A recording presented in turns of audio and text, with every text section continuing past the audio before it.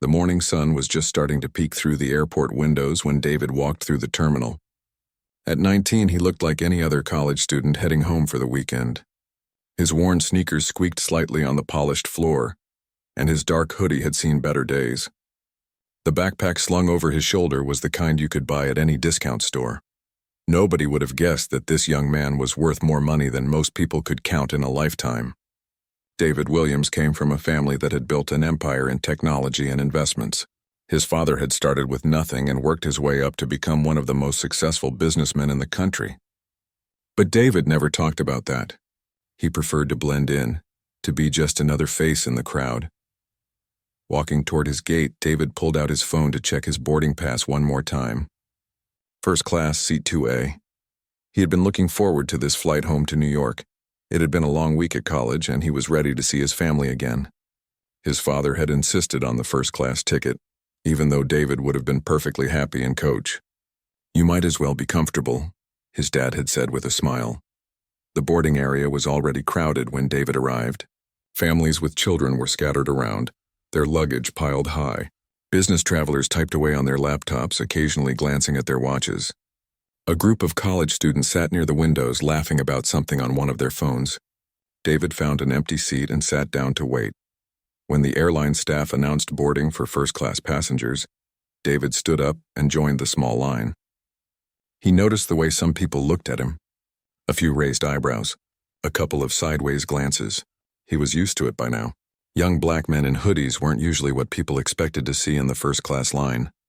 The flight attendant at the gate, a woman in her 40s with perfectly styled blonde hair, smiled politely as she scanned boarding passes.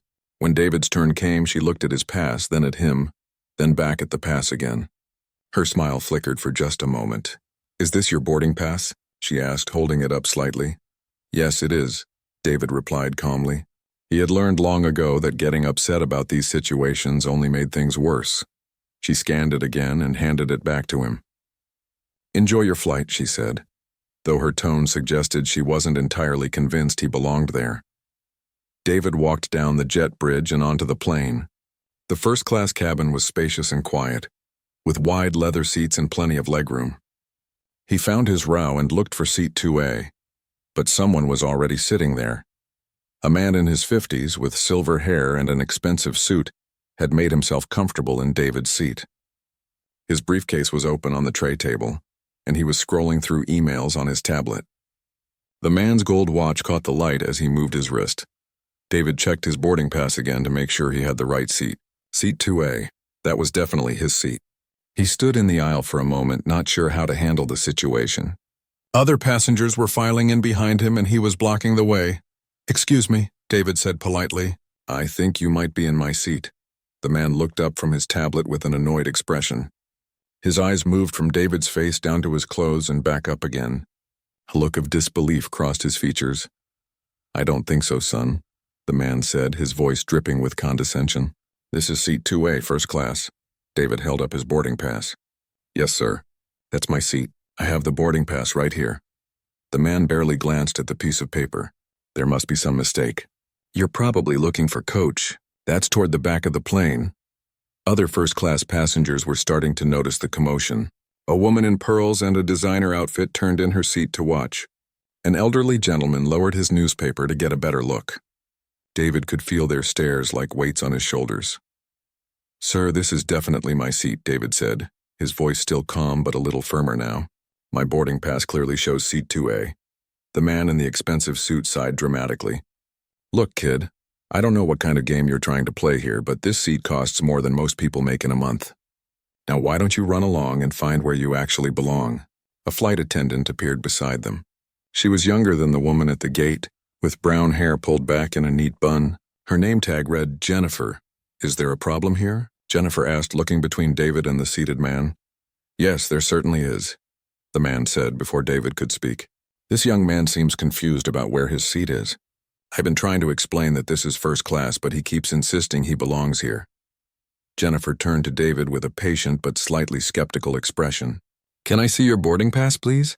David handed it over, watching as she examined it carefully. Her eyebrows went up slightly as she read it. She looked at David again, then back at the boarding pass. "This does show seat 2A, she said slowly. "But are you sure this is your boarding pass? Sometimes people accidentally pick up the wrong one at the gate." David felt a flash of frustration but kept his voice level. "I'm absolutely sure. I've had this boarding pass since I checked in online yesterday." The man in the suit rolled his eyes. "Come on, be serious. Look at him. Does he look like he can afford a first-class ticket?" Several other passengers had stopped what they were doing to watch the drama unfold. Some were trying to be discreet about it, pretending to read or check their phones while listening. Others were openly staring. David noticed one woman had her phone out and seemed to be recording. "Sir," Jennifer said to the man in the suit, "if this is his assigned seat, you'll need to move to your own seat." "My seat?" The man laughed. "Honey, I fly first class every week. I know exactly where I belong. This kid is obviously trying to pull some kind of scam." David pulled out his phone and opened his airline app. "I can show you my digital boarding pass, too," he offered. But the man wasn't interested in seeing any more evidence. He was getting louder now, his face turning red. "This is ridiculous. I pay good money to fly with this airline, and now I have to deal with this nonsense? Where's your manager?" Jennifer looked uncomfortable. She was young and clearly didn't want to make the wrong decision. The situation was escalating and more passengers were paying attention. The whispered conversations around them were getting louder. "Maybe we should call the captain," Jennifer suggested uncertainly. David felt his patience starting to wear thin, but he forced himself to stay calm. He had been in situations like this before, and he knew that losing his temper would only make things worse. But he also knew he had rights and he wasn't going to be bullied out of the seat he had paid for. "That's fine with me," David said quietly. "Let's call the captain." The man in the expensive suit smirked, clearly confident that when someone in authority showed up, they would side with him. After all, who was more likely to belong in first class? A successful-looking businessman in a $1,000 suit or a teenager in a hoodie? What none of them knew was that David Williams wasn't just any teenager, and the phone call he was about to make would change everything. The tension in the first-class cabin was thick enough to cut with a knife. David stood calmly in the aisle while the man in the expensive suit remained firmly planted in seat 2A, his arms crossed and his jaw set in determination. Jennifer, the flight attendant, looked like she wished she could disappear into the floor. "I'm calling the captain right now," Jennifer said, reaching for the phone mounted near the galley. Her hands were shaking slightly as she dialed. The man in the suit, who had introduced himself to other passengers as Richard Sterling, adjusted his gold cufflinks and smiled smugly. "Good. Let's get this sorted out once and for all. I'm sure the captain will have something to say about people trying to sneak into seats they can't afford." David said nothing. He simply stepped aside to let other passengers continue boarding while they waited.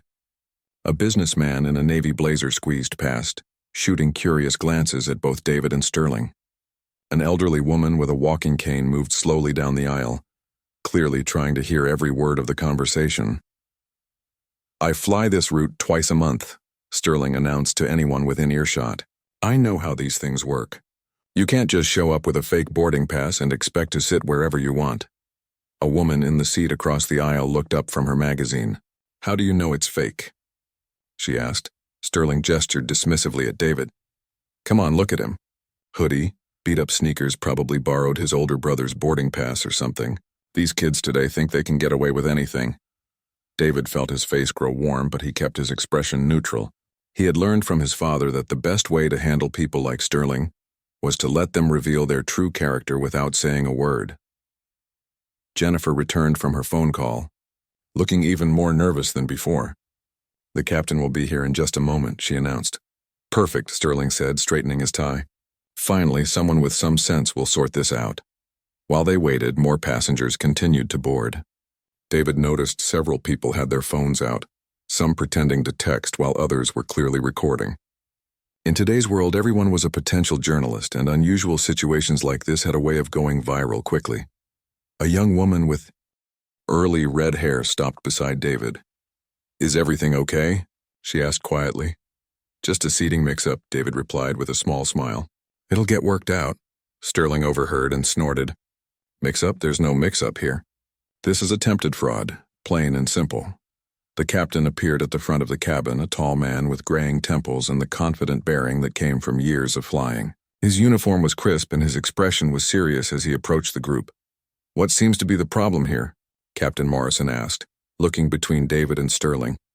Sterling immediately launched into his version of events.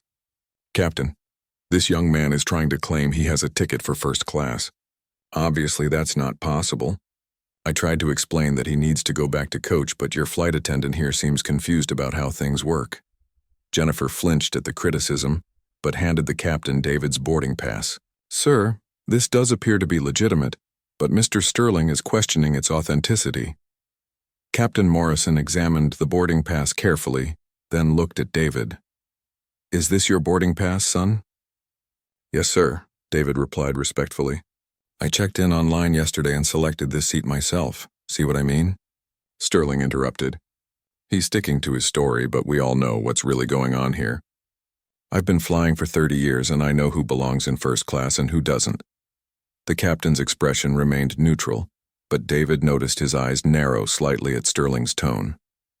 And what exactly determines who belongs in first class, Mr. Sterling? Sterling seemed to realize he might be walking into dangerous territory, but his arrogance pushed him forward. Well, obviously, people who can actually afford it. People who contribute to society. Not some kid who probably stole a credit card to buy a ticket he can't pay for.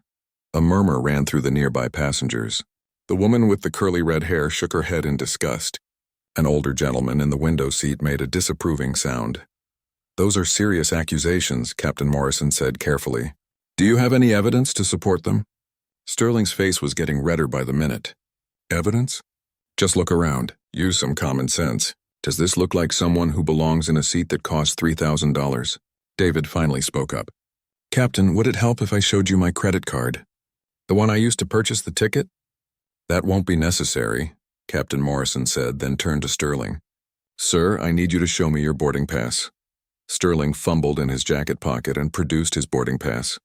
The captain looked at it, then checked the seat numbers above their heads. Mr. Sterling, your seat is 4B, not 2A. You're in the wrong seat. Sterling's mouth fell open. That's impossible. I always sit in 2A. I specifically requested it. Perhaps you requested it, but it wasn't available. Your assigned seat is 4B. The smugness drained from Sterling's face, replaced by embarrassment and anger. This is unacceptable. I demand to speak to someone in charge. I'm a frequent flyer. I have status with this airline. I am in charge of this aircraft, Captain Morrison said firmly, and I'm telling you to move to your assigned seat so this young man can take his. But Sterling wasn't ready to give up. If anything, being proven wrong seemed to make him more determined to save face. This is discrimination against frequent customers. I shouldn't have to move because some kid shows up with a questionable ticket. There's nothing questionable about my ticket, David said quietly. But if it would help, I can call my travel agent to confirm the purchase. Sterling laughed bitterly. Your travel agent? Give me a break. Kids like you don't have travel agents. The woman with the curly red hair stood up. Excuse me, but what exactly do you mean by kids like him? Sterling's face flushed even redder. I mean kids who obviously can't afford first-class tickets. Stop trying to make this about something it's not. What is it about then? Asked the elderly gentleman from the window seat. It's about people knowing their place, Sterling snapped. Then immediately seemed to realize how that sounded. The uncomfortable silence fell over the cabin. Captain Morrison's expression had hardened considerably. Mr. Sterling, I'm going to ask you one more time to move to your assigned seat. If you refuse, I'll have to ask you to leave the aircraft. Sterling's eyes widened. You can't be serious. You're going to kick off a paying customer for this? I'm going to remove a passenger who is disrupting the flight and refuses to follow crew instructions. David pulled out his phone. Captain, if I may, I think I can resolve this quickly with a phone call. Sterling scoffed. Oh, here we go. Going to call your mommy to come pick you up? David looked directly at Sterling for the first time since the confrontation began. His voice was calm but carried a weight that hadn't been there before. Actually, I was thinking of calling someone who might be able to clear this up more efficiently. Something in David's tone made Sterling pause. For the first time, a flicker of uncertainty crossed his face. Who exactly are you planning to call? Captain Morrison asked. David scrolled through his contacts and found the number he was looking for. Someone who can verify not just my ticket, but probably a few other things as well. He pressed the call button and held the phone to his ear. After 2 rings, a professional voice answered. Williams' family office. This is Patricia. Hi, Patricia, it's David. I'm having a small issue on Flight 447, and I need you to make a call." Sterling was watching now, his expression shifting from smugness to confusion. "Of course. David, what kind of call do you need me to make?" David kept his voice low, but in the quiet cabin, several people could hear him clearly. "Could you please contact the airline's executive office and let them know I'm having a seating dispute? The flight number is 447 departing for New York." "Absolutely. I'll call Mr. Henderson directly. He should be able to resolve this within minutes." "Thank you, Patricia." David hung up and looked at Captain Morrison. It should just take a few minutes. Sterling was staring at David now, really looking at him for the first time. Who was that? What's this Williams family office? But David just smiled and said nothing, leaving Sterling to wonder what kind of mistake he might have just made. The atmosphere in the first-class cabin had shifted completely. What started as Richard Sterling's confident assertion of his superiority had turned into an uncomfortable waiting game. David stood calmly in the aisle, checking his watch while other passengers continued to steal glances at the unfolding drama. Sterling was no longer the picture of smug confidence he had been just minutes earlier. The mention of a family office had clearly rattled him. Anyone familiar with high-level business knew that family offices were typically reserved for the ultra-wealthy, people with hundreds of millions or even billions of dollars to manage. "What exactly is a family office?" asked the woman with curly red hair, voicing what several passengers were thinking. David glanced at her but didn't answer. He had learned from his father that sometimes the most powerful thing you could do was let people draw their own conclusions. Sterling, however, was beginning to piece things together, and he didn't like where his thoughts were leading him. "Look, kid, if this is some kind of joke..." Before David could respond, his phone rang. He answered on the first ring. "David, it's Patricia. I've spoken with Mr. Henderson at the airline. He's personally calling the captain of your flight right now. Is there anything else you need?" "That should handle it, thank you." "Of course. And David, your father wanted me to remind you that the car will be waiting when you land. He's looking forward to dinner tonight. Tell him I'll be there." David hung up just as Captain Morrison's radio crackled to life. The captain stepped away from the group to take the call, speaking in low tones that no one else could hear clearly. Sterling was now staring at David with a mixture of confusion and growing alarm. "Who exactly are you?" David simply smiled and said, "Just a college student trying to get home." But Sterling wasn't buying that anymore. His mind was racing, trying to connect the dots. A 19-year-old with a family office. A father expecting him for dinner who apparently had enough influence to reach airline executives within minutes. This wasn't adding up to a kid with a stolen credit card. "Williams," Sterling muttered to himself, and David could see the exact moment when recognition dawned in his eyes. "Williams' family office, oh no. Oh God, no." Captain Morrison finished his radio call and walked back to the group. His expression had changed dramatically. Where before he had been professional but neutral, now he looked distinctly uncomfortable. "Mr. Williams," the captain said, addressing David directly, "I've just received a call from our corporate headquarters. They've asked me to personally ensure that your flight experience meets our highest standards. The use of Mr. Williams instead of son was not lost on anyone in the vicinity." Several passengers exchanged glances, and David could see understanding beginning to dawn on their faces as well. Jennifer, the flight attendant, looked confused. "Captain, what's going on?" Captain Morrison ignored her for the moment and turned to Sterling. "Mr. Sterling, I need you to gather your belongings and move to your assigned seat immediately." Sterling's face had gone pale. "Captain, I think there might have been a misunderstanding. I didn't realize..." "What didn't you realize?" David asked quietly. Sterling's mouth opened and closed like a fish out of water. How could he explain that he hadn't realized he was talking to someone with real power? That his assumptions had been based on David's age and appearance rather than any actual facts? I just... Sterling stammered. "You just assumed that because I'm young and black, I couldn't possibly belong in first class," David said, his voice still calm but with an edge now that hadn't been there before. The cabin fell silent. Even the passengers still boarding seemed to sense the tension and moved more quietly to their seats. Sterling's face flushed red again, but this time with embarrassment rather than anger. "That's not... I didn't..." "That's exactly what you meant," said the elderly gentleman from the window seat. "We all heard you." David's phone rang again. This time, the caller ID showed his father's name. David answered immediately. Dad. Son, Patricia told me you're having some trouble on your flight. Are you all right? David glanced around the cabin, taking in Sterling's panicked expression, the captain's uncomfortable posture, and the fascinated faces of his fellow passengers. I'm fine, Dad. Just a seating issue that seems to be resolving itself. Good. I've asked Henderson to look into it personally. This kind of thing shouldn't happen to any of our customers, let alone my son.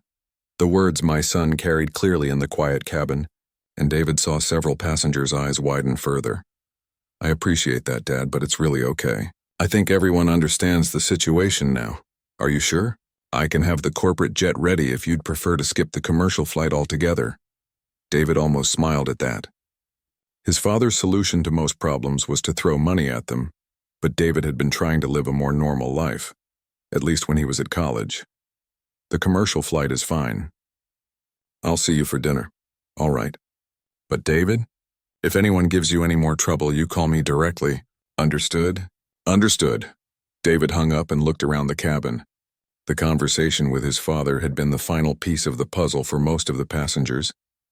The mention of a corporate jet and the casual way David had declined it painted a clear picture of exactly how wealthy his family was.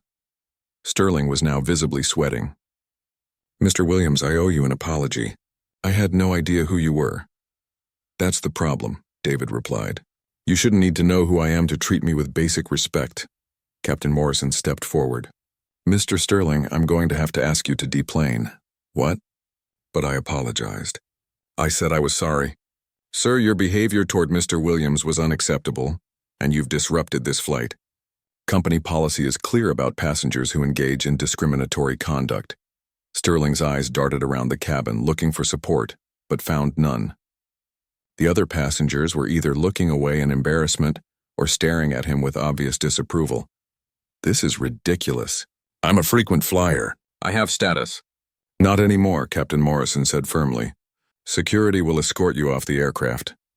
As if on cue, 2 airport security officers appeared at the front of the cabin. They were professional and polite, but their presence left no room for argument. Sir, we need you to gather your belongings and come with us, one of them said to Sterling. Sterling looked desperately at David one more time. Please, Mr. Williams, I made a mistake. Don't let them do this to me. David considered for a moment. He had the power to stop this if he wanted to. One word from him, and Sterling could probably stay on the flight. But that would send the wrong message, not just to Sterling, but to everyone watching. You're right, you did make a mistake, David said finally. But the mistake wasn't not recognizing me. The mistake was thinking that anyone's worth as a human being depends on how much money they have or what they look like. Sterling's shoulders sagged in defeat. He gathered his briefcase and carry-on bag while the entire cabin watched in silence.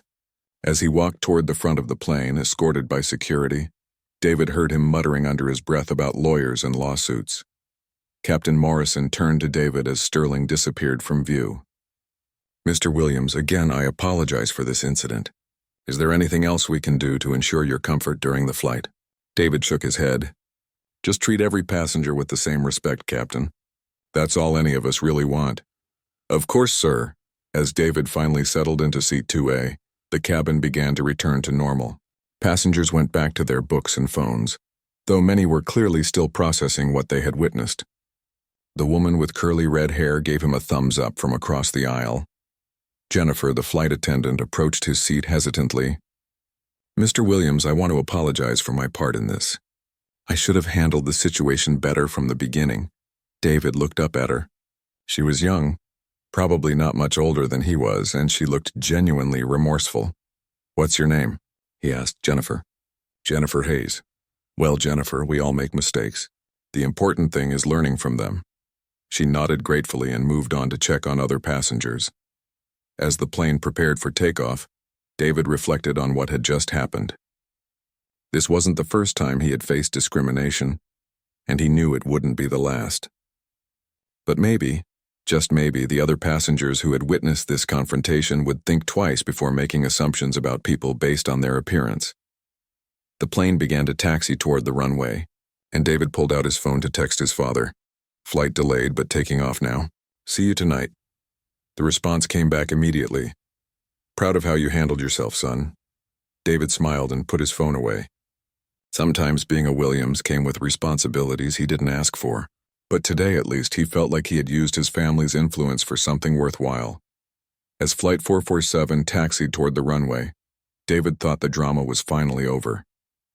He had settled into seat 2A with his book and was looking forward to a peaceful flight home. The other first-class passengers had returned to their normal activities. Though he noticed several were still stealing glances in his direction, Jennifer, the flight attendant, was making her rounds, checking that seatbelts were fastened and tray tables were up. When she reached David's row, she paused. "Mr. Williams, I just want to thank you again for how you handled that situation. A lot of people would have made things much worse." David smiled up at her. "Like I said, we all make mistakes. The important thing is learning from them." She was about to respond when her radio crackled to life. She pressed the earpiece closer to her ear, frowning as she listened to the message. "Captain Morrison is asking all flight attendants to report to the front galley immediately," she announced to the cabin. "We'll be departing shortly." But something in her tone suggested that departure might not be as immediate as she was trying to make it sound. David noticed that the plane had stopped moving entirely, sitting still on the taxiway while other aircraft continued to move around them. 5 minutes passed. Then 10. Passengers were starting to murmur among themselves, checking their watches and phones. The elderly gentleman in the window seat leaned over toward David. "Seems like we're not going anywhere fast," he observed. David nodded, but he was beginning to suspect that the delay might have something to do with what had just happened. His father had a tendency to go overboard when he felt his family had been disrespected, and David worried that this might be one of those times. His suspicions were confirmed when Captain Morrison's voice came over the intercom. "Ladies and gentlemen, this is your captain speaking. We're experiencing a slight delay due to some operational issues that need to be addressed before departure. We appreciate your patience and will have you in the air as soon as possible." Operational issues was airline speak for something is happening that we don't want to explain right now. David pulled out his phone and saw 3 missed calls from his father. Before he could return the call, his phone rang again. "Dad? David, are you still on the ground?" "Yes, we're sitting on the taxiway." "What's going on?" There was a pause before his father answered. "I may have made a few additional calls after we spoke." David closed his eyes. "What kind of calls?" "Well, first I called Henderson to make sure that passenger was removed from the flight. Then I called the head of airport security to make sure he was properly dealt with. Then I may have called a few other people to express my concerns about the training procedures for airline staff, Dad, and it's possible that I suggested a thorough review of all the employees who were involved in this incident." David could see where this was heading. How thorough? The kind that involves executives from corporate headquarters flying in to personally investigate the matter. Through the window, David could see several black SUVs pulling up to the terminal. Men and women in business suits were getting out and heading into the airport. "Are those the executives?" David asked, pointing out the window to the woman with curly red hair who had also noticed the arriving vehicles. "Probably," his father replied. "I wanted to make sure this kind of thing doesn't happen to other passengers." David appreciated his father's intentions, but he also knew that when Robert Williams decided to make a point, he didn't do it quietly. The Williams family controlled interest in dozens of companies, and the airline was just one of them. When Robert Williams made calls, people listened. "Dad, you didn't have to shut down the whole flight." "I didn't shut down the flight. I just wanted to make sure everyone understood that discrimination is not acceptable on any level." As if to emphasize his point, the aircraft door opened again, and several people in expensive suits began boarding the plane. Jennifer and the other flight attendants looked nervous as they greeted the new arrivals. The lead executive, a woman in her 50s with silver hair and a no-nonsense expression, walked directly to David's row. "Mr. Williams, I'm Margaret Chen, Senior Vice President of Customer Relations. I want to personally apologize for the incident you experienced today." David stood to shake her hand. "That's very kind of you, Miss Chen, but it really wasn't necessary for you to come all the way out here." "It absolutely was necessary," she replied firmly. "What happened to you today represents a failure of our training and our culture, and we take that very seriously." Behind Ms. Chen, David could see other executives speaking with Captain Morrison and the flight attendants. Jennifer looked particularly worried as she spoke with a stern-looking man in a navy suit. "Ms. Chen, I hope you're not planning to fire anyone over this." Jennifer handled the situation as well as she could once she understood what was happening. Ms. Chen looked surprised. "You're defending the flight attendant who initially questioned your boarding pass. She's young and she was trying to do her job. The real problem was the passenger who refused to accept that I belonged in first class. She helped resolve the situation once the facts were clear." Ms. Chen made a note on her tablet. "That's very generous of you, Mr. Williams. But we still need to review our procedures to make sure this doesn't happen again." David glanced around the cabin. The other passengers were watching this exchange with fascination. He realized that they were getting a behind-the-scenes look at how corporate America worked when billions of dollars were involved. Another executive approached David's seat. "Mr. Williams, I'm James Foster, Director of Operations for this hub. We've reviewed the security footage from the boarding gate and the aircraft, and we'll be using this incident as a training example for all our staff." "Security footage?" David asked. "Yes, sir. We record all interactions in the gate areas and on our aircraft for quality assurance purposes." The footage clearly shows the discriminatory behavior of the removed passenger. David was starting to feel overwhelmed by all the attention. "I really just want to get home to see my family." Ms. Chen nodded quickly. "Of course. We'll have you in the air within the next few minutes. But first, I wanted to personally invite you and your family to meet with our CEO next week to discuss how we can improve our services." "That's not necessary, Mr. Williams," she interrupted gently. "Your father owns a significant stake in this airline. Your experience affects not just you, but our reputation and our relationship with one of our most important investors." That was the part David sometimes forgot. To him, his father was just dad. But to the business world, Robert Williams was a force of nature who could make or break companies with a single decision. "I'll talk to my father about it," David said diplomatically. Ms. Chen smiled with obvious relief. "Excellent. In the meantime, please know that we're upgrading your service today. You'll have our finest meal service, and we've arranged for expedited baggage handling when you arrive in New York." "Thank you, but that's really not necessary. It's the least we can do." As the executives finally began to leave the aircraft, Jennifer approached David one more time. "Mr. Williams, I just wanted you to know that Ms. Chen told me I'll be attending additional sensitivity training, but I'm keeping my job." "Thank you for speaking up for me," David smiled. "Everyone deserves a second chance. Can I ask you something?" "Sure. Why didn't you just tell Mr. Sterling who you were from the beginning?" "It would have saved everyone a lot of trouble." David thought about the question for a moment. "Because my worth as a person shouldn't depend on my last name or my bank account. I should be treated with respect because I'm a human being, not because my family is wealthy." Jennifer nodded slowly. "I think I understand. Besides," David added with a grin, "where's the fun in playing your cards too early?" As the plane finally began moving toward the runway again, David reflected on the morning's events.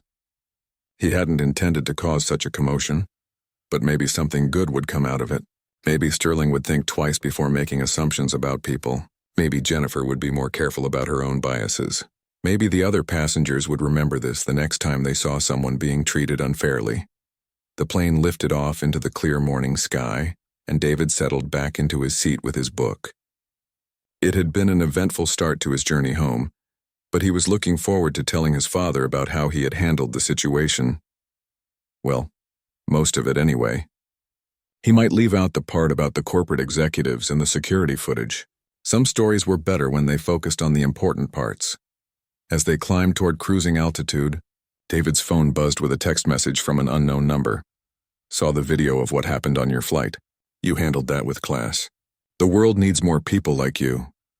David looked around the cabin and saw the woman with curly red hair holding up her phone with a smile. Apparently his story was already making its way onto social media. He had a feeling this flight was going to be remembered for a long time. 3 hours into the flight, David was deep into his book when Jennifer approached his seat with a concerned expression. "Mr. Williams, I'm sorry to bother you, but the captain has asked me to let you know that we're getting some calls from news outlets. Apparently videos of what happened this morning are going viral on social media." David looked up from his book and sighed. This was exactly what he had been hoping to avoid. "How viral?" "The hashtag Billionaire boy flight is trending on multiple platforms. Someone posted a video of the whole confrontation, and it's been shared thousands of times in just the past hour. David pulled out his phone and quickly searched for the hashtag. Sure enough, there were dozens of videos from different angles, all showing various parts of his confrontation with Sterling.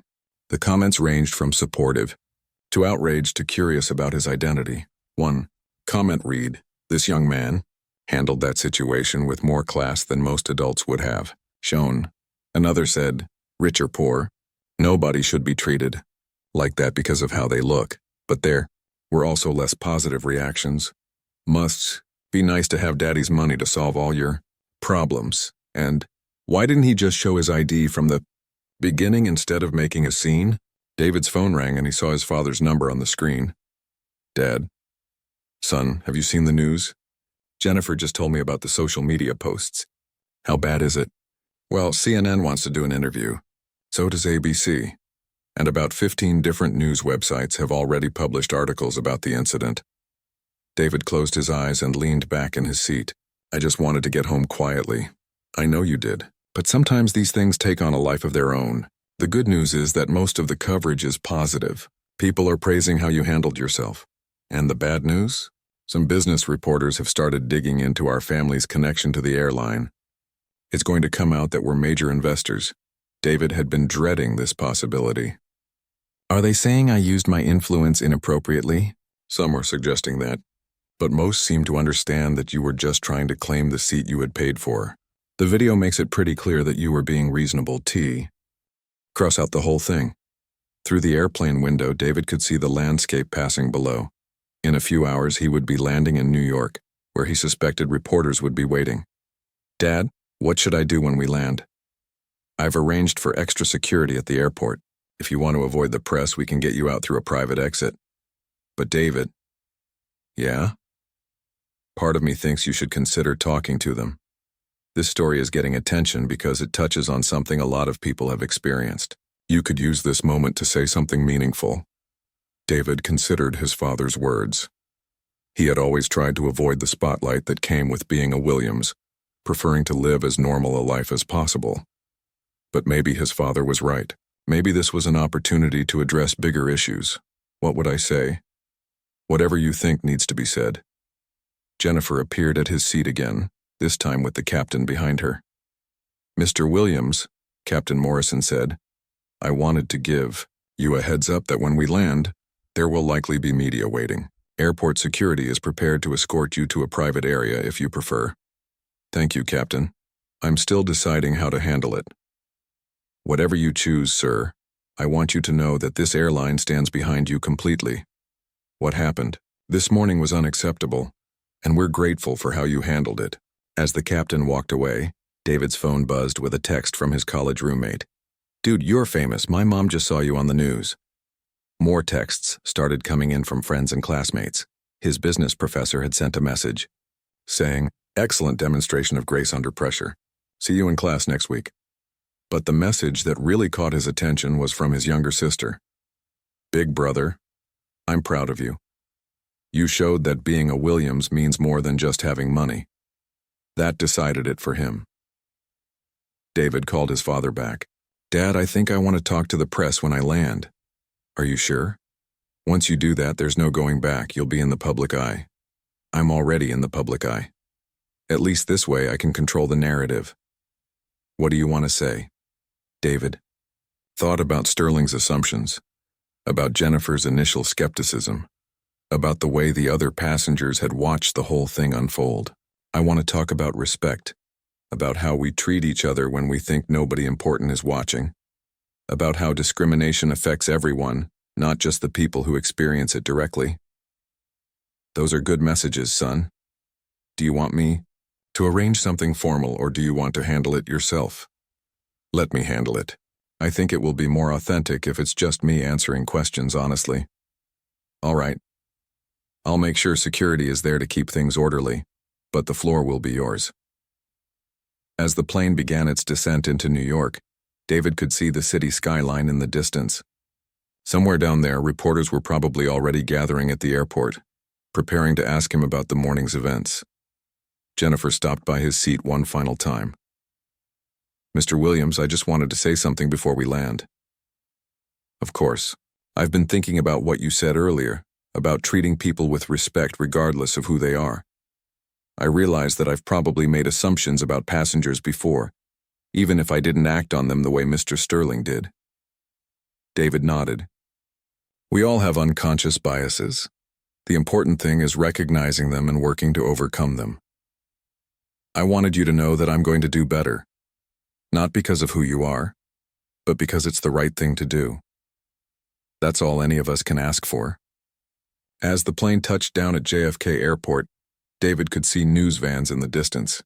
His phone had been buzzing constantly with interview requests, social media notifications, and messages from friends and family. But as they taxied to the gate, David felt calm. He had handled the morning's confrontation with dignity, and he was confident he could handle whatever came next the same way. The woman with curly red hair stopped by his seat as passengers began to deplane. I just wanted to thank you, she said. My daughter is about your age, and she's faced situations like this before. Seeing how you handled it gives me hope that things can get better. They can, David replied, but only if we all work to make them better.